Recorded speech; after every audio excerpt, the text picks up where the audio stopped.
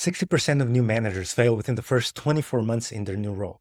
It's a staggering number that should scare both the individuals and the companies that are actually failing them. Yet neither of them are doing much to change this. New managers tend to undervalue the importance of personal development, having mentors, coaches, or consultants to help them succeed in their career path. And companies tend to severely undervalue the extreme importance that new managers are having for the company's overall health and their bottom line.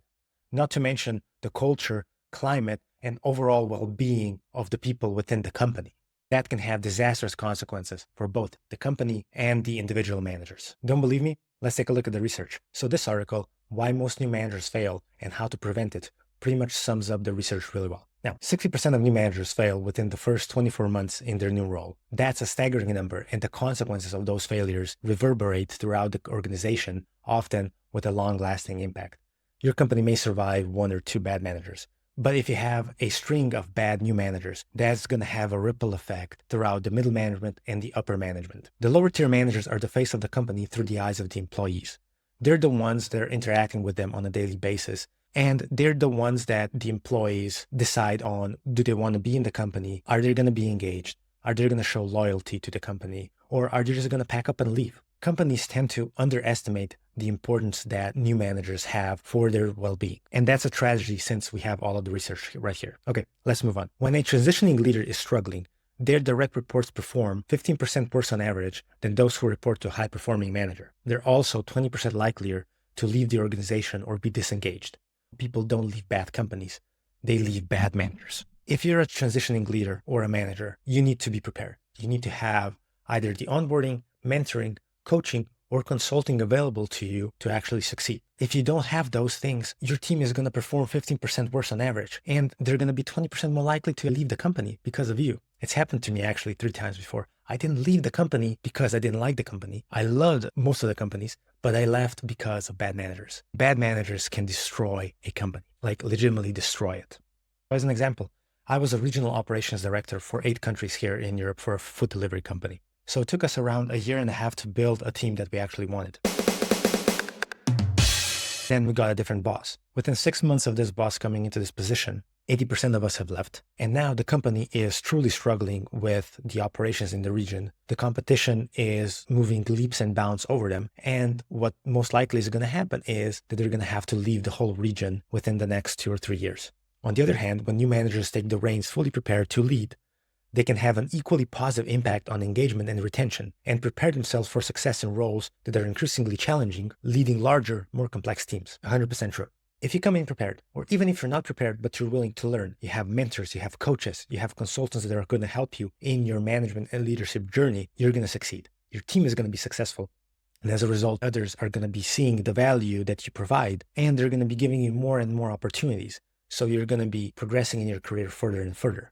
When I became a head of operations for a food delivery company in Slovenia, I had a small team, 4 or 5 people. Within 3 months, I reorganized the team, and we were pretty much top 3 out of the 22 countries that the company ran. Within 4 months, I already knew I was going to get promoted to the regional team. That wasn't by accident. I was good. I showed it, and I showed results, KPIs. I was the youngest person of tenure as head of operations for a specific country in the region, but I was the first one that got promoted. This shows you that if you're well prepared, you know what you're doing, you have a great support system of mentors and coaches, you're going to succeed. And you're going to succeed whether it's within the company or somewhere else if the current company doesn't see your potential and your amazingness. Without the training that I got before and without the understanding of what leadership and management is, I would have never been able to do that. New managers arrive with a unique combination of values, mindset, strengths, learning gaps, team composition, and dynamics and business objectives. They need to shift their identity from high performer to delivering through others, quickly understanding what is required for success, and adapt to demonstrate new behaviors in a new context skillfully. Transition failures happen because new leaders either misunderstand the essential demands of the situation or lack the skill and flexibility to adapt them. That's from Michael Watkins, who wrote the book, The First 90 Days. All of this is completely true. So as new managers, we all bring a unique combination of skills, strengths, and weaknesses, and we need to utilize all of them. What were your strengths as a high performer may actually impede you as a new manager. Have you ever had a situation where a person was amazing at their job, but then they got promoted, and when they became a new manager, they just really sucked? It can happen to all of us. A great example of this is when you have a really high-performing sales rep. They're the best at their job, and then they get promoted, and then they fail.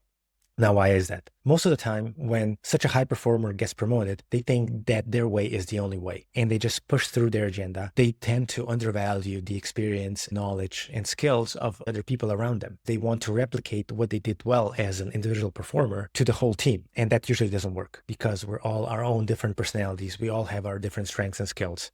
As a manager, you need to see those, mold them, and make sure that everybody succeeds based on their own skills, strengths, and weaknesses. Most of the time, when new managers don't have the skills, or most importantly, the experience, they tend to revert to what they were doing best as an individual contributor, and they try to force their ways into it. And that pretty much almost always fails. Okay, let's move on. There are 4 skills every new manager must master, starting with self-awareness. The other 3, which emerge from self-awareness, are communication, influence, and agility. Often we assume by the time people are ready to take on a management position, they're very self-aware, but the data tells us that this just isn't so. While 95% of people believe they're self-aware, in reality, just 10 to 15% actually are. Self-awareness makes for leaders who are more effective, employees who are more satisfied, and companies that are more profitable. Improving self-awareness is a personal endeavor. By engaging in a cycle of self-reflection and candid feedback from others, new managers understand how they are seen and the extent to which that aligns with how they wish to be seen. Baking ongoing feedback into management development enhances self-awareness and provides guidance for development actions. So yes, the most crucial thing for a manager to have is self-awareness.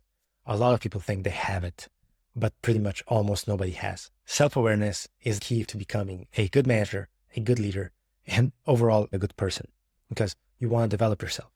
You know what your weaknesses are. You know what your strengths are. And you're self-aware enough that you will want to improve. You will want to succeed. And you'll also want others to succeed. This is also a part of self-awareness. Just by being self-aware and with the addition of self-reflection and getting feedback and having this loop going on, it's going to skyrocket your management leadership abilities and your career as well. And as a consequence, it's going to skyrocket the careers of everybody else around you. And by doing this, even if you do this unintentionally, you're going to gain a loyal following and you're going to gain influence. This article sums it up really well on why 60% of managers fail and what you can do to prevent this from happening.